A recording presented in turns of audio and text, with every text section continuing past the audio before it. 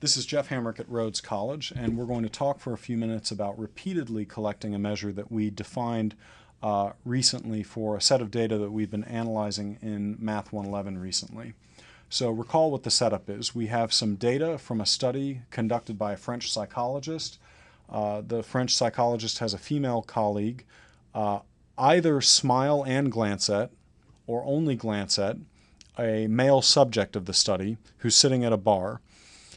We then record, the French psychologist recorded whether or not the male ultimately approached the female at the bar, or whether or not he just sort of ignored her.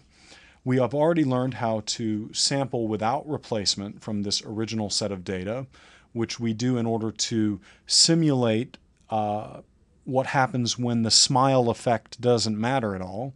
And we also defined a measure that's related to the study at hand, to those samples of size 10. We counted the number of times in that sample without replacement of size 10 in which the male approached the female at the bar. Okay, we want to do this now repeatedly. We could do it manually. Here's how we would do it manually.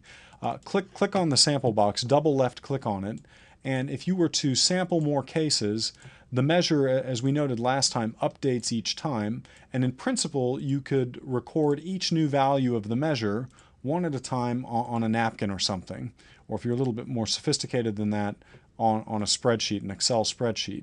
That's obviously not a very convenient way to go about this task. So what we're going to do instead is have Fathom repeatedly collect the measure over and over, each time collecting that measure over a different sample taken without replacement. And here's how we do that. Right-click on this sample box and ask Fathom now to not to sample cases, but to collect measures. Okay? Fathom will automatically repeat the entire process, collecting a new measure each time. It'll do that 5 times. Okay?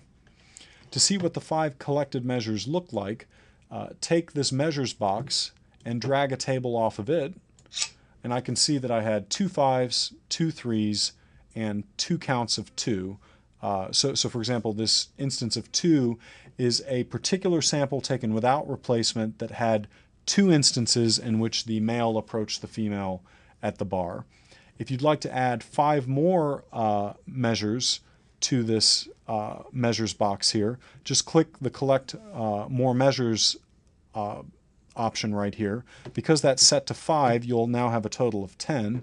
If you wanted to bring your total up to 20, just switch this option now to 10, Collect More Measures, and it will collect a total of 20 measures. Okay? That's typically not a very large number if you're trying to simulate a randomization distribution. We want something much closer to about 500, and so there are 2 things that we're going to do to easily get 500 samples without replacements and the measures associated with those. Turn the animation off. Okay. I'm going to increase this to 480, and I'm going to do one more thing. I'm going to take this table in the middle of the Fathom workbook, the table associated with the sample box, and delete it. And now we see that when we collect measures, this is extremely fast. It's an extremely fast process. We now have 500. If I want a total of 1,000, I'm just going to change this to 500 measures and add yet another 500 measures for a total of 1,000.